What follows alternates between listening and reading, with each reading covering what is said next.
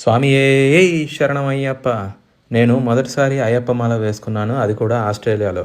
అదేంటి అక్కడ కూడా వేసుకుంటారా అని ఆలోచిస్తున్నారా? అవునండి, ఇక్కడ కూడా ఇండియాలో లాగా మండల కాలం అంటే 41 రోజుల పాటు మాలధారణ చేస్తాం. ఇంట్లో పీఠం పెట్టుకొని రోజు ఉదయం సాయంత్రం చన్నీల స్నానం చేసి అయ్యప్ప పూజ చేయడం, సాయంత్రం గుళ్ళో పడి పూజలు చేయడం, అలాగే మన తెలుగు స్వాముల ఇంట్లో పడి పూజలకు వెళ్ళడం అన్నీ కూడా చాలా బాగా జరుగుతున్నాయి తెలుసా. ఈ 41 రోజుల దీక్ష తర్వాత ఇరుముడు కూడా ఇక్కడే కట్టుకొని స్వామివారికి అభిషేకం చేసి దీక్ష విరమిస్తాం.